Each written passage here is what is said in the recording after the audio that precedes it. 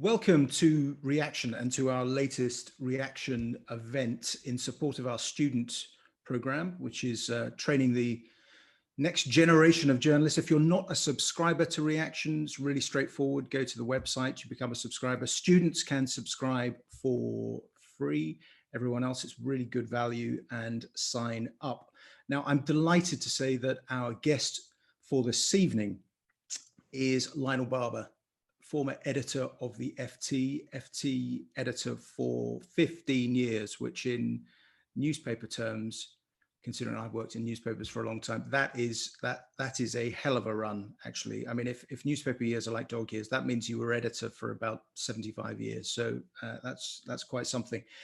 And we're going to discuss this evening the powerful and the damned, Private Diaries in Turbulent Times, which is Lionel's new book. It's available, signed copies are available at the loveliest bookshop, Haywood Hill in London. That's difficult to get to at the moment, obviously, but copies are available via their website, signed copies that Lionel has signed. So welcome, Lionel. Thank you for doing this. And the first question I wanted to ask you really is about last week. Just what on earth did you make of this extraordinary culmination of this American election? What was your take? Well, thank you, Ian, and thank you for inviting me. It's great to be here to talk about one of the most extraordinary elections in at least half a century. More Americans voted. Remember, let's start with the good news. More Americans voted in this election than at any time for more than 100 years. There was tremendous engagement. Joe Biden, what an incredible story. I watched him when I was the Washington correspondent of the Financial Times more than 30 years ago implode as a result of being, of plagiarizing, of all people, Neil Kinnock. And he didn't go anywhere in 2008. He's had several terrible personal tragedies. He was vice president for 8 years and he made it. He beat an incumbent president, which I know there are school children and school boys and girls here. You all know your history. It's very difficult for an incumbent president to actually lose an election. Jimmy Carter did. Gerald Ford, well, he only just took part after, he only got in because of Watergate. And then George H.W. Bush. But Donald Trump lost. And now Donald Trump is still refusing to give in. So this drama hasn't quite finished. But we have a winner. We do have a winner. And it's Joe Biden. And I think you're going to have a lot of different things happening, both in Washington and around the world as a result. You make a really good point there about the story, his story, which he's been around so long. For those of us obsessed by or interested in American politics, you're right. I mean, that's when he first properly came to my attention as a youngster for, as you said, plagiarizing a Neil Kinnock speech, the speech where Neil Kinnock had talked about being the first Kinnock to go to college or to university. And he was kind of a joke figure. But when you examine just the arc of that life, it is a very American story, isn't it? And I spent the run up to the election kind of saying, well, isn't there a tragedy here that America has stopped finding the right person for the right moment and failed to produce sort of a new leadership class? But actually, we might have missed all along this incredible American story, beginning, a political career that's been running for 50 years. Do you think, though, that does he really have what it takes to be in power? He had what it took to win, but isn't he really going to sort of hand over to Kamala Harris, or he's a one-term or a half-term president? Or do you think there's more life in his presidency than the critics say? I think one should be guardedly optimistic. One of the reasons is that Joe Biden really loves to talk. And when I've seen him in Washington, he goes on and on and on. If you look at what's happened over the last few days, he's been pitch perfect. He's been really disciplined. And I think he learned a few lessons under Barack Obama in the White House. He's become a more disciplined politician. He ran a very disciplined campaign. Many people wrote him off, but he came back after those early losses and ran a centrist campaign. It looks like he's made a smart choice in Kamala Harris, the first African-American with Indian heritage woman to ever be a vice president. And I think that Biden will pace himself. Biden will also, he knows the Senate. Remember, he spent 6 terms as a senator. He became a senator in 1972. That was before the Watergate crisis. Can you imagine? So he's got a lot of relationships. He knows Mitch McConnell, the Senate Majority Leader, currently, if the Republicans do keep the Senate. That's a crucial question about, do the Republicans have the majority or not? And I think he will do things in a way that may surprise people. But let's be clear, America is very divided. The Trumpist faction, that Tea Party faction, the populists, the angry people with guns often, they comprise at least a third, if not more, of the electorate. And they're going to be hard to woo over. So he's presiding over a divided country and a divided government. And it's that weird combination with the electoral college system for choosing the presidency. Is not the popular vote, as we all know, that decides who's going to be the next president of the United States. So that some people say, well, it wasn't really that close, because look at the millions of votes that were in it. But in the 5 or 6 key states that have decided the presidency, the margins are actually really quite small. I mean, you wonder, could it have, Trump came so close in certain states, you wonder, could it have been different? For example, if he hadn't made the most spectacular mess of insulting John McCain in Arizona, or could it have been different if he hadn't blundered in the way that he did on handling the death of a leading civil rights leader in Georgia, where he was unnecessarily rude in a Trumpian fashion? So it was close, wasn't it? I think it was not finished. Well, Ian, I slightly disagree. I think it was. It appeared to be very, very close on election night, because Trump got all the in-person votes and he was well ahead in certain states. But if you actually stand back, it is quite likely that Joe Biden will get over 300 electoral college votes. I mean, he got, let's be clear, on the popular vote, of course, it's not done that way, but he did get more than 4 million votes. And so he was a gigantic winner in that respect, because he took California, he took New York, etc.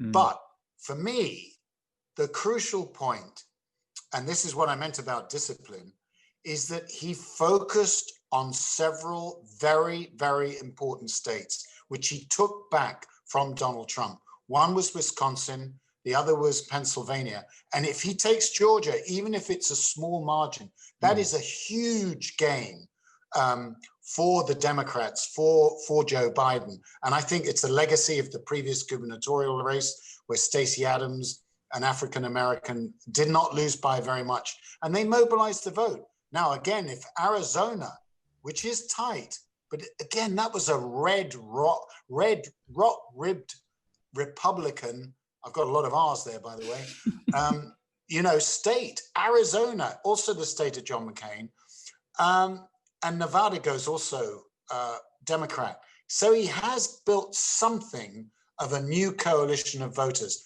not the realignment, which you and I would be familiar of, say 1968, of Nixon, which essentially broke the Roosevelt coalition.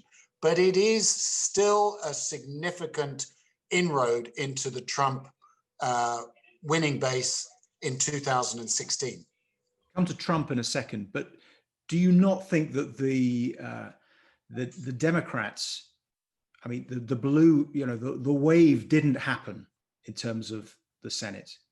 Well, the pollsters were all rubbish. I mean, there is that. The pollsters should be issuing refunds about now, but probably won't. The thing I love about polling, and I should stress, some of my favorite people our pollsters, and I enjoy. Yeah, I'm sorry about that. They're fascinating. They love politics. They're very into it. But one of the frustrating things is that after an event like last week's disastrous turnout for the an outcome for the polling industry, is the following week is all about, how many times have you seen this, explaining why, appearing to get it wrong, actually they got it right after all. And they'll always be able to find the data point that says, look, actually we did see that something was going on in Florida, for example. But the overall narrative of the run up to the election was set by the pollsters, and it was the possibility of a Biden landslide, which would then also continue through into the Senate. And you have now, instead, you have gridlock, and something has happened. Something has gone wrong for the Democrats. I would suggest it's probably related to what happened in the summer with Portland and the scenes on American TV on a nightly basis. Just this concern about law and order, which helped Trump or helped the Republicans in the end. And that's not going to, for all Biden's speeches about unity, Lionel, that's not going to be easily resolved, is it? There's a split within the Democratic Party. Well, again, I think you're right, but it's a partial answer. For me, the most important point was the economy, what had happened to the economy because of the COVID shock. And I think Donald Trump still wooed a lot of voters and got a lot of support for let's get America moving again, and let's be frightened by these socialists in the Democratic Party. That really played amongst Latinos, not just in Florida. So I think that left-wing faction, you talk about cultural politics, the Black Lives Matter movement, and I'm not, and defunding the police, etc. after the riots in Portland, in Illinois and other places in the big cities, after these African Americans were actually either shot or brutalized by the police. That did play, but it didn't play as big as it did with Richard Nixon in 1968. I think for me, this was about the economy, and it was about people just saying, we don't want big government, we don't want huge spending, and they're all left-wingers. That played. Yes, it's that sense of, if you were a swing voter in Florida, for example, and you've experienced the whole coronavirus disaster, you're really worried about the economy, you might run a small business or aspire to run a small business. You might dislike some of the stuff that Trump does, but you have a sense that he is going to somehow sort of juice up the economy and get some activity going and some growth going, and that the Democrats are really going to spend most of the next year trying to engineer tax rises, which may not actually happen. Yeah, I mean, he insulted the Latinos and got the Latino vote. Amazing. What have you made of the media coverage of it? We've got some questions from readers later about it. Do you think British media and well, American media primarily, it did in the aftermath? I mean, I was astonished. It was in the US for the last election, and track American elections religiously, but I was really surprised by some of the network stuff, even intervening, even CNN to interrupt. Well, I think something seemed to. It's almost as though Trump has kind of broken the media in a way. There were moments when pulling away from a Trump event or just inserting and editorializing, which I thought was kind of troubling. So, as I say in the book, I did interview Donald Trump in the Oval Office in late March 2017, after I was the first, with Dimitri Sevastopoulos, our Washington bureau chief, and Gillian Tett, who was then the US managing editor. And the three of us went into this office. And, first of all, I couldn't believe it. It was like a mixture of a medieval court with all the courtiers there. And he says, you've been here? Yes, I have, Mr. President. I love how you describe that scene, because he's really disappointed that you've been there before, as though he's the first person ever to be president of the United States. That's exactly right. He is so narcissistic, it's off the charts. And, I said, well, actually, I have, Mr. President, with, twice, once in the Oval Office and, with George H.W. Bush, actually it was. And then he said, I thanked him for, seeing us and also for subscribing to the Financial Times. And he said, that's okay. You lost, I won. And, that was you globalizers, you media, but he was actually on reasonably good behavior. Yeah. And he showed me around, which I describe in the book as, you want to have a look at this little room here. It's like a hotel suite. Now, the reason I'm telling this story is because that's the way he treated the media. He captured them, and they were mesmerized by this man. And they gave him a lot of free airtime. So fast forward to 2020. Honestly, I think they were making amends.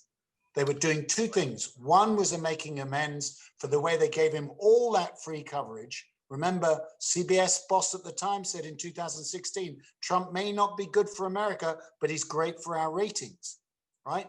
Because he was a performer. He was Mr. Reality TV. Now, cutting in on when he was speaking, I think that was for the second reason, that they knew it was going to be a highly contested election, and therefore they didn't want him to spread what were blatant untruths. I personally would have probably let it run and then come in hard for 10 minutes to explain afterwards. So, it's very significant that, it wasn't just the mainstream networks, but also Fox interrupted too. And what do you think he's going to do next? So I think he's going to try to obstruct. He's going to try and force a recount. He'll probably get that in Georgia, but he's going to make a lot of noise. He's going to put a cloud over the result. He's going to undermine the legitimacy of Biden's win. Remember, though, he talked in 2016 about fake votes. He was undermining his own victory at the time. So this is not new. But the answer is he can't stop this process. He's trying to also raise money. He's going to face a lot of legal suits, and he's got his people out there begging for money to fight lawsuits. Where is that money going to go? And then lastly, I think there's talk about 2024. I find that hard to believe. I think the issue is going to be who in the Republican Party or his family or Rupert Murdoch is going to say, Donald, you got to go. Because the longer you stay on, the more you're going to completely tarnish what remains of your political legacy, and you'll damage the Republican Party. And he also has this a problem in terms of refinancing his debt, which you were editor of the Financial Times. You understand how, in that world, debt is what makes the world go round. So his claims to run this massive business empire with hotels and golf courses and property development really comes down to having to negotiate a huge amount of borrowing or debt that reaches its maturity. Now, I suspect he's going to find that quite difficult because he's having lost the presidential race. Institutions and wealthy individuals, I think he might find that they don't answer the phone. They certainly won't answer the phone in the way that they have done in the last 4 years. But even dating back before that, I think he might find himself out in the cold. Do you agree? Well, first of all, power drains away. I quote Ben Bradley in my book just after I was appointed editor. He was a mentor and a hero to me, the great editor of the Washington Post, who presided over the Watergate scandal coverage with Woodward and Bernstein. And I remember ringing him up, hours after I was appointed editor, and waiting for the office at the FT, the editor's office, to be vacated. So I was wandering around the newsroom and I thought, well, why don't I phone Ben and ask him for advice? And I always remember, and I write this in the book. He said, yeah, I said, well, have you got any advice? And he said, walk the floor. And I said, okay, walk the floor. So get around, always talk to reporters. I like doing that. And then I said, anything else? And he said, yeah, the day you leave the job as editor, that's when you find who your real friends are. And I think that's going to be the same with Donald Trump. Yeah. The day he leaves office, that's when he's going to find out who his real friends are. Yeah. And you're right. He's got some serious debts to refinance. Fortunately, we've got record low interest rates. True. I don't really buy the idea of him launching a new TV channel. I mean, it's possible, but that is something that requires, as well as trying to find the money for the legal challenges, plus trying to finance his empire, to then try and fund a TV enterprise in the US, which consumes hundreds of millions of dollars, just strikes me as unlikely. And it also then requires a degree of concentration and attention to detail that I just don't think he's going to want. But I mean, he's loved this. Here we are. You know, we've been talking very happily about Donald Trump, which is what Donald Trump wants. He wants us all to be talking about him. So let me just move on to more of the book, Lionel. Fascinating 15 years. I wanted to talk to you first about the financial crisis and ask really whether does that stand out as the biggest of the big stories until obviously you get to COVID this year, but it must have been extraordinary editing something like the FT through that storm. There's a point on the 14th of March where you said Bear Stearns is no more, which to some people listening won't mean very much, but was a kind of an extraordinary signal of what was happening in Wall Street. Did you feel at any point during it, and you describe it in the book very well, do you actually think the system is going to collapse here? Yeah, there are a lot of people who would have been who are on this call who would have been maybe, I don't know, 7, 8, and might have been dimly aware of watching their TV sets as all the stock market signs go red. And I do remember what that week after the Lehman Brothers bank went bust, it just collapsed. There was a moment that week on the Wednesday and Thursday where I literally thought the whole financial system was in meltdown. It was like ice cream melting. And before that, and I describe this in the book, we knew that, if you like to change the metaphor, that a huge storm was brewing because the credit markets had seized up. There was an enormous amount of debt in the system. And, you know, to try to explain this simply, basically, the conventional view amongst all the economists, the regulators, the Bank of England, the Treasury, even to a degree the Fed, they all thought that if you had risk dispersed through the system, through these sophisticated debt instruments, you could just keep borrowing, and the more, as long as it was dispersed. But actually, it was a bit like a sausage factory. All those sausages are being made, but oh my God, do we know how many sausages we actually got here? And some of these sausages have got explosive in them. So I'm really going for the mixed metaphors here, Ian. But the point is that there was this moment where you really did feel this is all going wrong. Something's going to happen. And it did happen in September 2008. Yeah.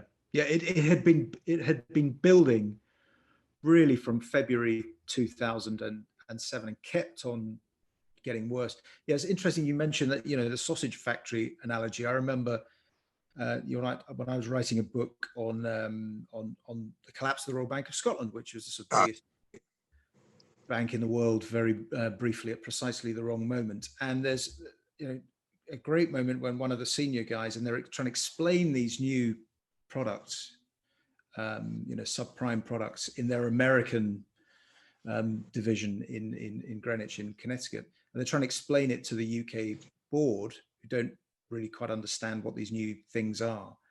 And one of the senior guys says, listen, there's we make, about sort of 8 billion of these sausages, but don't worry, we don't keep any of the sausages. And then he comes back famously at the next board meeting and says, okay, we make about 8 billion of these sausages. We have kept some of the sausages. How many?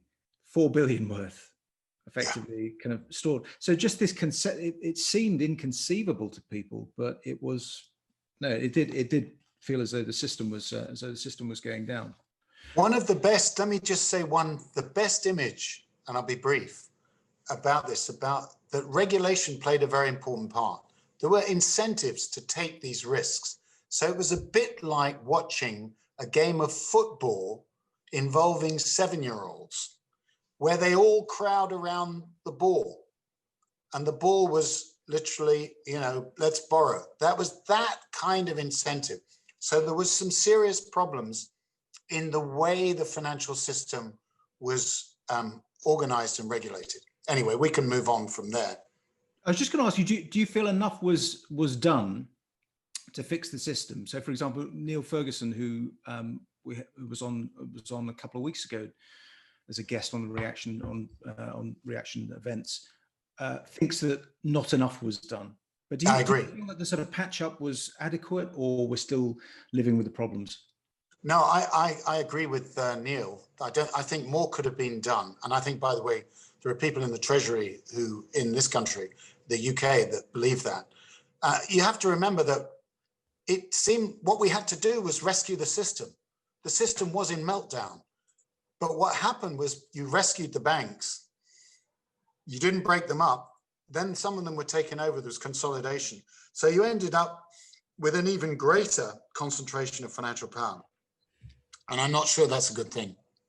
And then when you get in the book to describing, it's difficult for some people to remember, it all sort of merges into one in terms of financial crisis, but it moves fairly rapidly from the disaster of 2008 and 2009 and the cleanup into the Eurozone crisis, where the Eurozone nearly falls apart.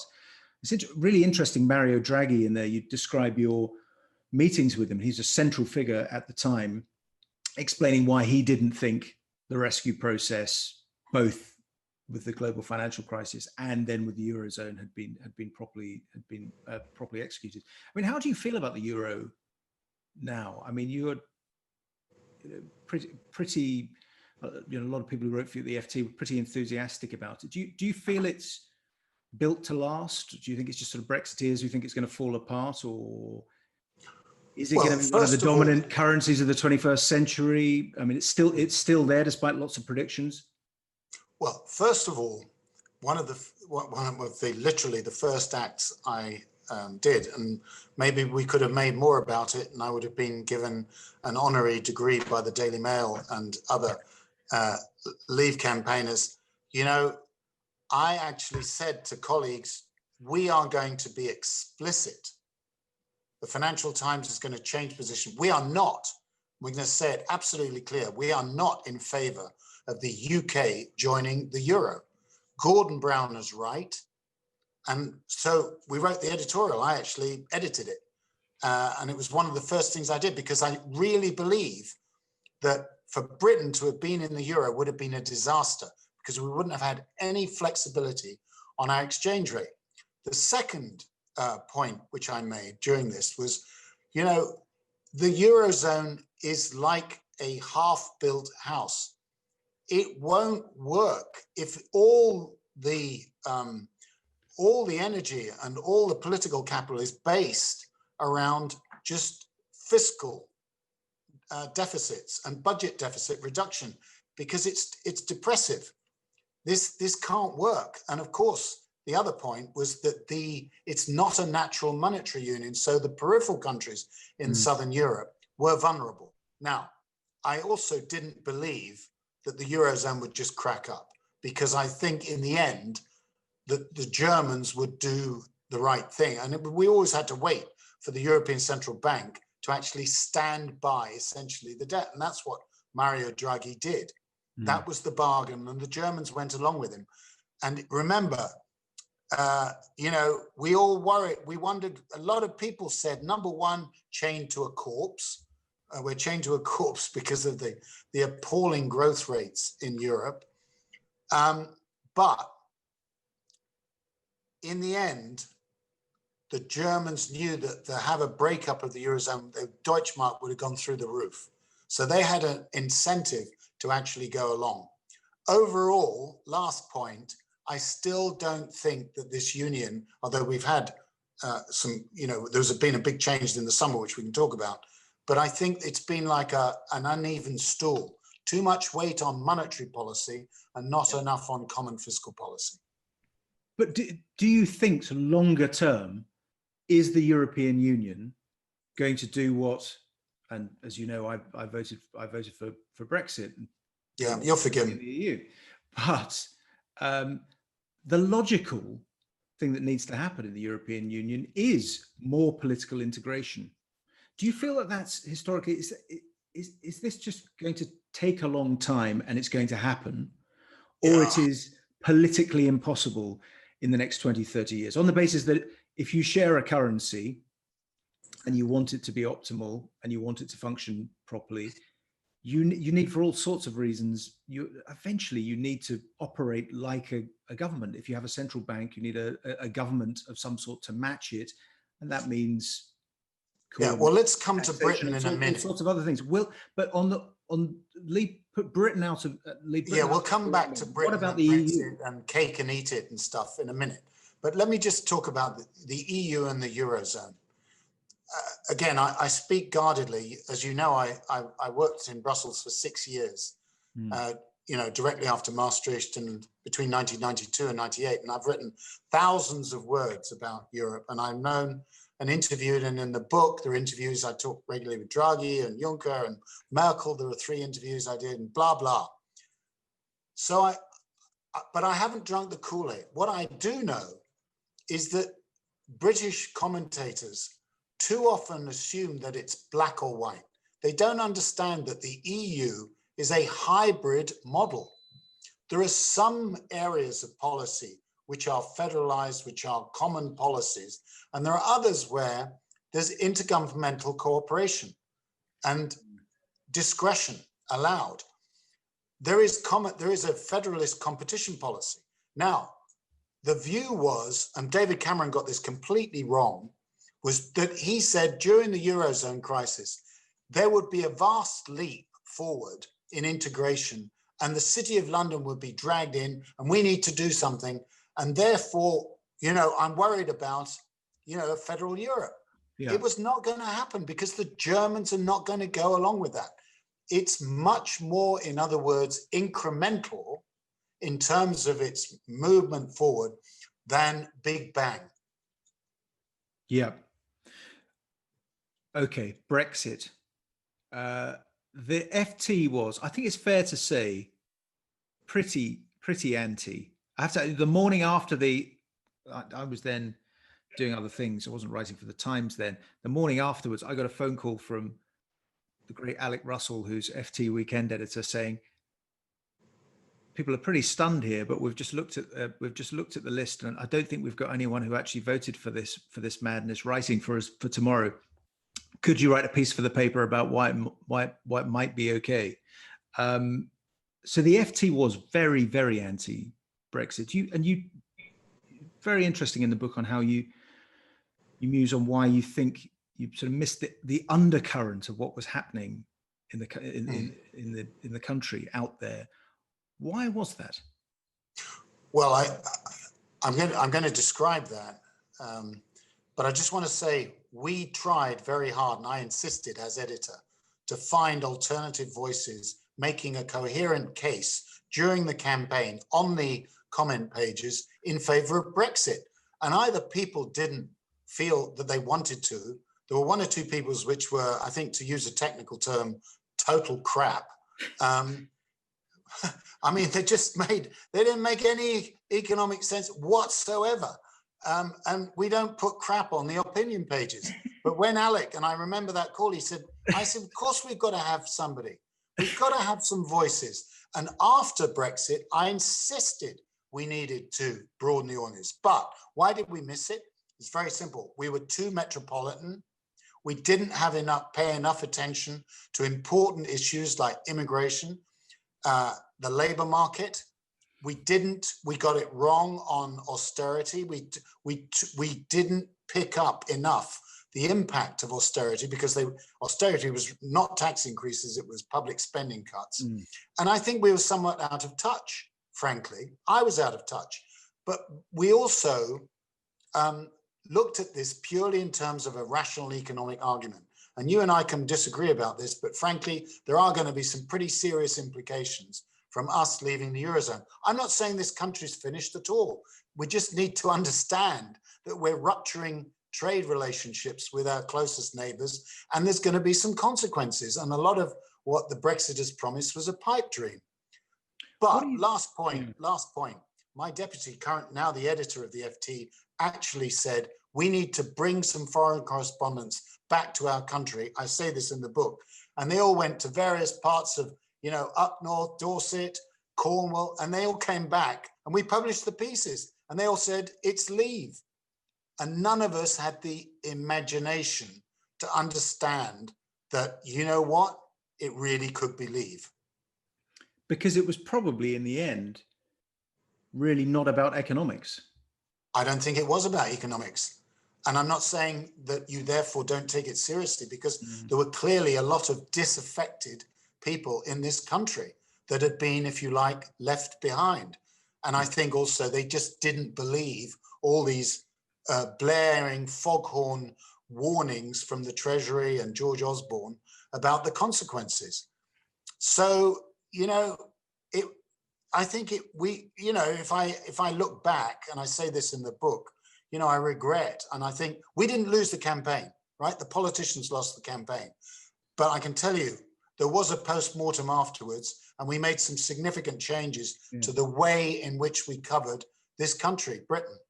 It was a fascinating campaign, though, wasn't it? Even just the way that on basic perception levels, there was just this gulf, this division. I remember, journalistically, I remember the day that Obama intervened. I wrote something. I was convinced at that point that was a huge positive for leave, simply because it sounded. You were dead right. Rude and arrogant and globalist, but Number 10 were delighted, and it led the 6, and it led the news bulletins as Obama says Britain's going to be the back of the queue. And it was sort of failure of imagination to understand that Obama himself as a personality could be popular, which he was in the UK because he's a cool guy in many respects. But coming to town in the middle of a fraught sort of culture war, and then appearing in Number 10 and saying that Britain going to the back of the queue, just produced this reaction among leavers and potential leavers, which you could just, as someone who was pro-leave, you could. But Ian, there's something you're missing here. I mean, he didn't want to do that. True. David Cameron begged Barack Obama to make that statement. And I had a senior White House official said to me afterwards, do you think that was a good idea? And I said, well, I'm not sure. And then I read the Daily Mail, and then I read you, and, it was a terrible move. But that was David Cameron, yet again, completely misreading the situation. But I want to say something else about the passage in the book, which, by the way, was, seen as, can we write that? I decided I was going to include it because I specifically asked Sebastian Payne, recruited from The Spectator, who was by nature, by the way, a leaver. I was trying to diversify, that wonderful word, the newsroom, brought in Sebastian, and he got Dominic Cummings. I said, I want to have Cummings to come in and make the case for leave. Initially, he said no, because he didn't, they didn't need some fancy lunch at the FT. So I said to Sebastian, go and tell Cummings that we'll serve him really shitty sandwiches. Sorry for the language. At the FT, he doesn't have a fancy lunch, we'll give him that, and then we'll talk to him. And I said, right, make the case for this £350 million savings a week. And he said, he tried to defend the figure. And I said, compared to an economic shock, that's nothing. The economic shock of Brexit is far greater than £350 million a week savings, which you say you're going to spend on the NHS. And he said, well, you know that, and I know that, but the ordinary person in the street has no idea. Now, level that in terms of cynicism and also elitism. The great man of the people, Dominic Cummings, you know, and when I said, what will come after Brexit? What kind of relationship will Britain have with the EU? He said, we're not getting into that. I said, but that's a crucial part of the question. This was why David Cameron was criminal in the way he framed that, the cavalier attitude that he took to staging a referendum. I think it was wrong. And by the way, I don't like referendums in general. And I think he did 3 referendums in less than 6 years as Prime Minister. Well, 6 years as Prime Minister. And he's obviously never been to Las Vegas because he had no idea about odds. It's really interesting. Yes, that comes across in the book, just this idea that it becomes a habit. It's how he sort of plays his way out of danger. Yeah, I mean, I was somewhat baffled as a pro-Leave person, would describe myself as a moderate Leaver. I always thought it was such a thing? Problematic. Oh, yeah, well, have you met Nigel Farage? Yeah, I have. You know, I never, you know, we didn't have the same teacher.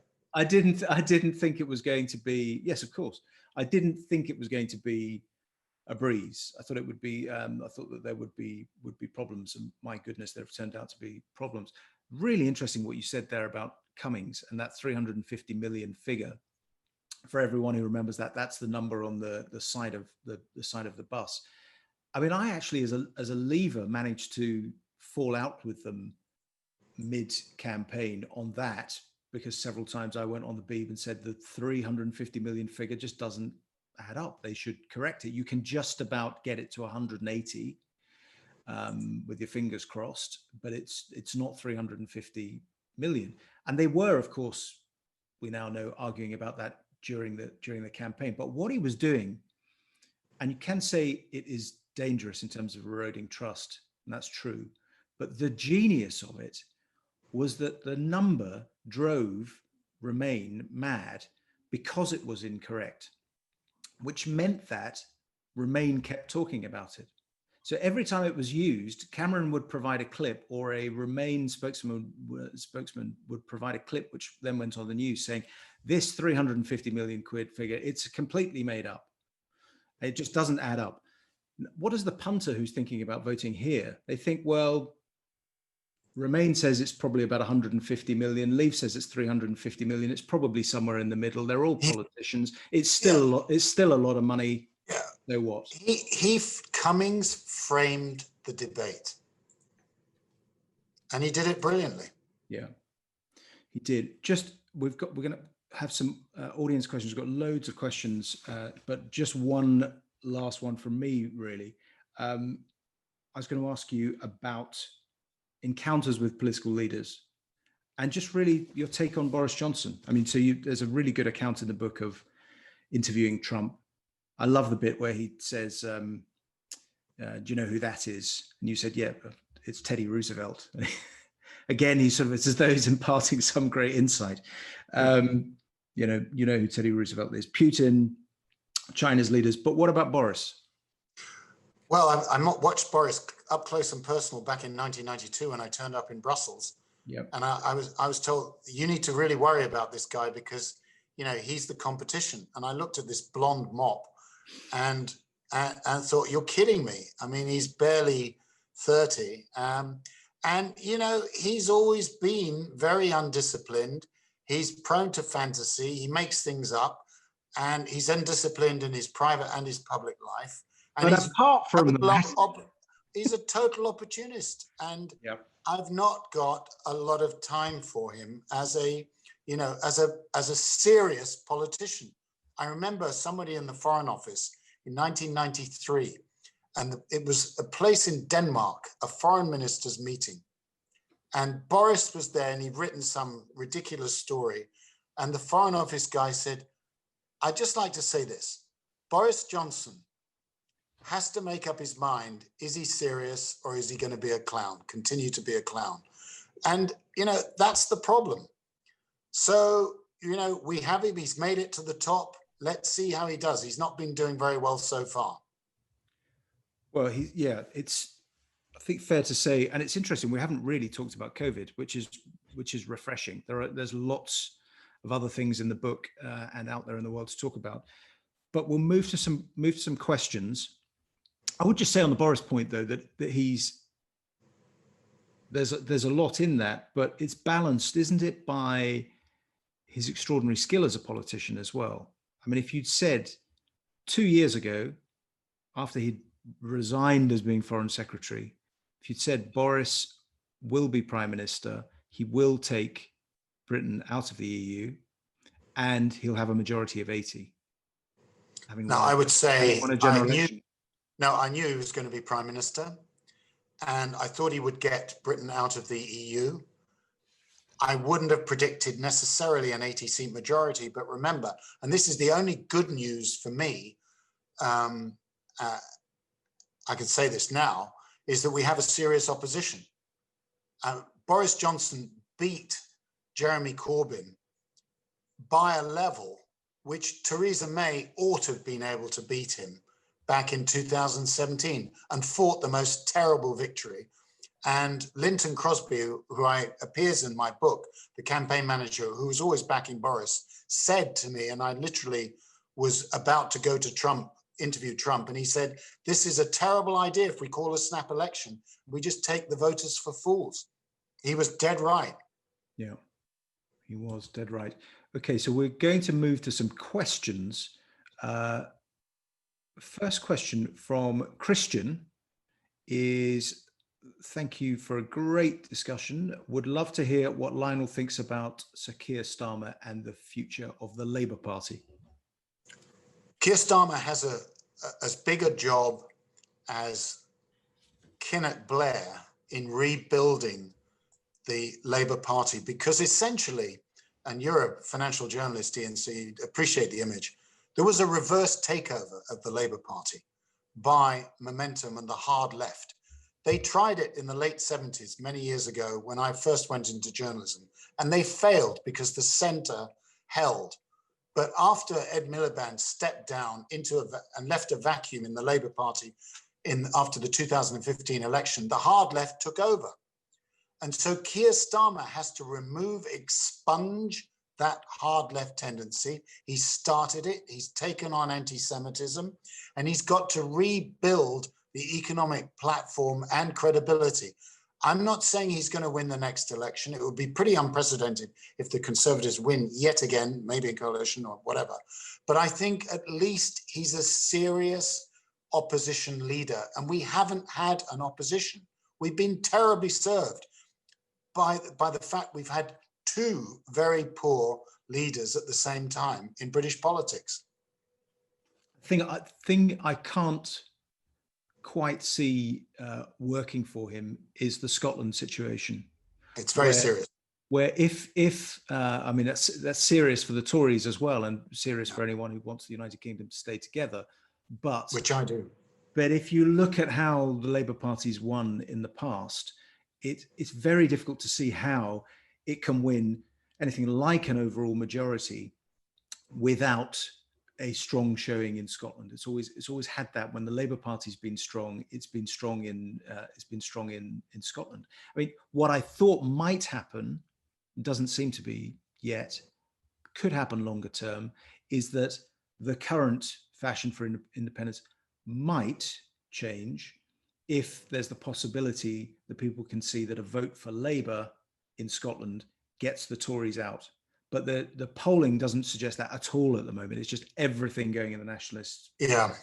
So, but what I'm describing there might be the story of 2 or 3 years' time post Nicola Sturgeon. Yeah, I agree with your analysis. But it's tricky. So, good question from someone from our speakers for schools group, who asks, what is your advice to young journalists trying to break into the industry? And it is really tough at the moment. We'll talk about the economy in a moment, but what would you recommend, Lionel? 3 things. and recognizing it is very tough. The first is be curious. Don't be cynical. You've got to ask questions. One of the worst things, I used to go nuts in the news conference every day, is if somebody said, oh, well, that's old news, or there's not much going on. I would literally erupt. There's always stuff going on. You've got to get underneath the surface. Stay curious. The second is understand that being just a writer is important. If you can write, you're well on your way, but you've got to learn other skills. You've got to understand that software and digital skills are as important as pure old-fashioned journalism skills like writing and being able to edit stuff. The third is find a patch. When I was on The Scotsman many years ago, that's where I started, in 1979, I had to find a patch.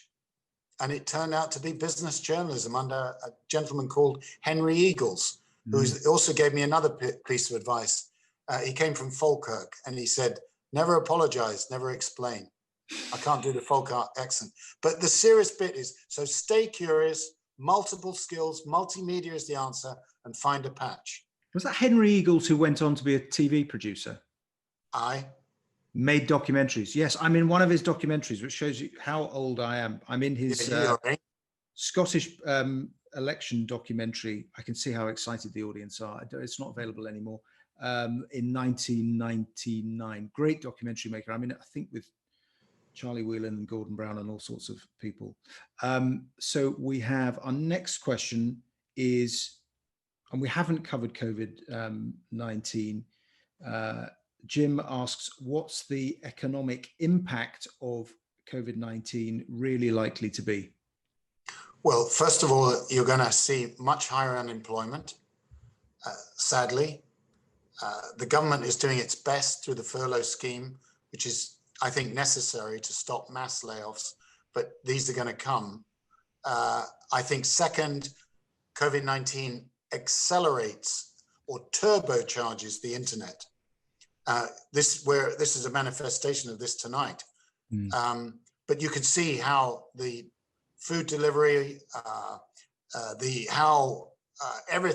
people are not going to travel as much because they've seen that they can meet, communicate, etc., without necessarily getting on a plane or a train or in the car.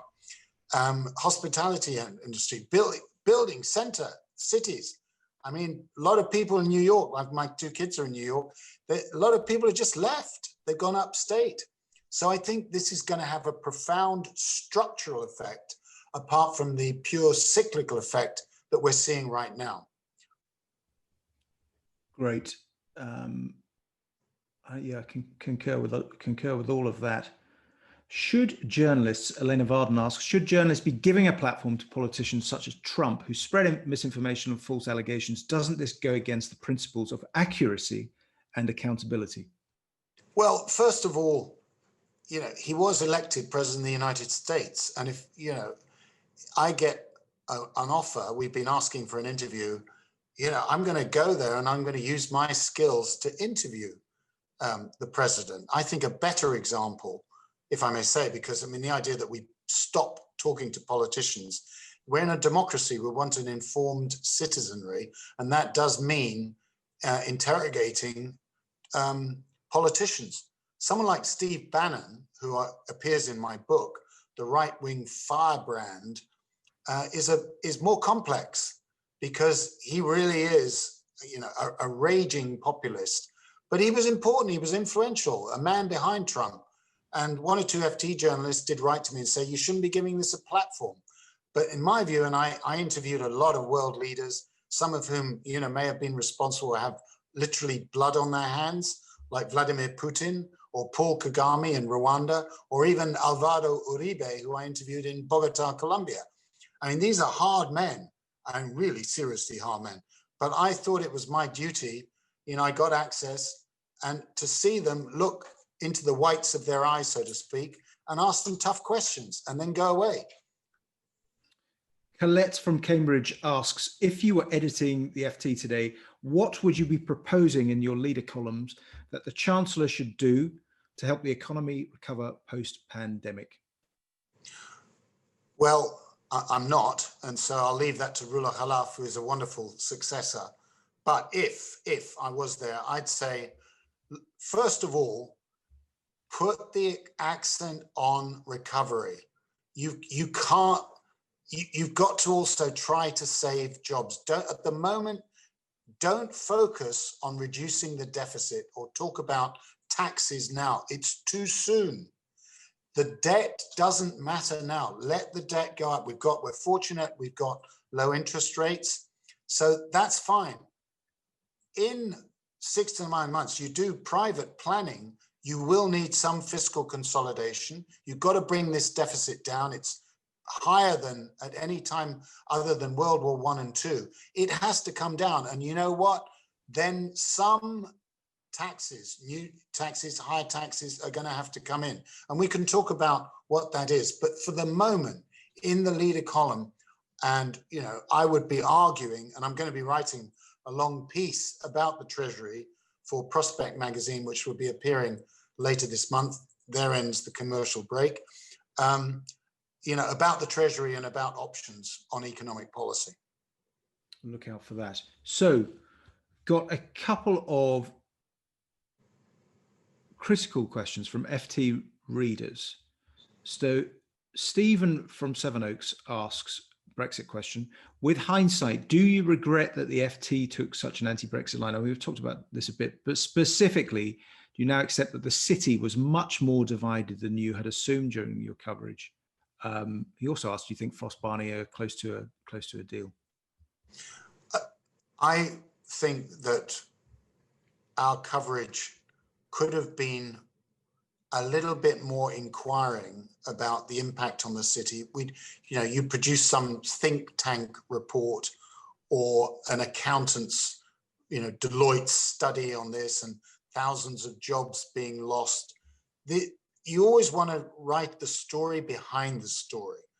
And I think some of our coverage was a bit overcooked. I mean, we were being pushed, obviously. That's not a total excuse by the Treasury, by Osborne and others. And these things were around, but we could have been a little bit more skeptical. Having said that, I make no apologies in the editorial columns for pointing out the economic consequences of Brexit. And you can see this if we get, which we're almost certainly going to get, Frost Barnier, a skinny deal. It's not going to be a fully comprehensive trade deal that the Brexiters were talking about.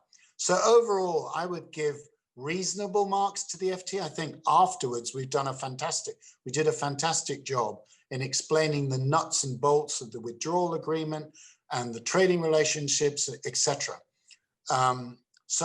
Nothing, not perfect, but maybe not as bad as some of our critics said. I mean, writing a history of the city as I did, I found it so just striking, just wandering around the place, just the advantages that the place has, which are nothing to do with any kind of innate genius. It's the accidents of history, time zone, and there on that spot for centuries, people have been making money out of money. And it just always struck me that, yes, there are going to be complications, but what the city has always done is to find ways round. I mean, that's but a lot of people in the city. That's what the Eurobond market is in the 60s. Yeah, that's true, and it was a result of flawed regulation in the States, which helped us create that Eurobond market. I'm very optimistic about the city, but a number of people in the city were either non-doms or had places outside. People like, I won't name names, but happily saying Brexit will be fine for Britain. I do accept what the listener just said about the city being divided. That's an important point. But I also would quote in the book, Richard Noddy runs Goldman Sachs in the city, saying we had the perfect position, cake and eat it. We were in the European Union, but outside of the Eurozone. Not anymore. Two final questions just before we wrap up. Tim from Huddersfield says, again on the FT, small businesses are the country's lifeblood, employing 60% of the working population. Why doesn't the FT cover this sector more? You're not not the editor now, but and then Miriam from Holt in Norfolk asks, what was the best, and I think I know what you're going to say because it was a cracking story, what was the best and most exciting story scoop that the FT had while you were editor? So first, Tim's question, small business. I think that we could do a better job. I mean, again, it's a bit unfair because I'm not the editor now. I'm not going to say, what I did and this, that, and the other on individuals. But I think, I always thought that we needed to be a bit glass half full sometimes. And I'd often say in news conference, where's the good news? I want some good news. And of course, I was a business journalist for 40 years. I'm now doing a podcast at LBC where I'm going to be interviewing business people as well as politicians. And I think it's a great human drama. And that's why I went into business and financial journalism with the Scotsman 40 years ago. Now, the best story, well, it's there were some amazing interviews. The Putin interview was great, but the one that gave me more satisfaction than anything else, apart from President's Club and the undercover operation, which we exposed that terrible place, was Wirecard, because this was a German company. It was fraudulent. It was a member of the top 30 top German companies, and they threw everything at us. They had the regulators in their pocket who opened a criminal investigation after our first stories. We said they were fraudulent. We named the person, the top individual, in January 2019. What happened? Nothing. The share price crashed. The regulators opened an investigation against us. The lawyers, Herbert Smith, dozens of letters threatening us. And we just stood by, and it took months, actually several years. But in the end, it was shortly after I stepped down, we got the story exposed and the company crashed, and we were right. They stole 2 billion euros, went missing, and Germany's high-tech darling was exposed as a total fraud. Thank you very much. Phenomenal story and proof that journalism really does matter. Facts matter. Facts matter. Independent journalism. I'm going to thank Lionel. Absolutely fascinating stuff. Really interesting discussion. This book, The Powerful and the Damned, Private Diaries in Turbulent Times, signed copies available for the Reaction readers. Go to the Haywood Hill website and order your copy. If you're not a subscriber to Reaction, and I really can't believe you're not a subscriber to Reaction, but if you're not, go to our site, find Reaction and sign up. It's only £6 per month or £60 for the year. You get my weekly newsletter. You get all the great work that the Reaction team does, events like this, and you support what we do in terms of training the next generation of journalists. So Lionel, thank you very much for your time this evening. Thank you for joining us. Thank you, Ian. It's been a real pleasure. Thank you.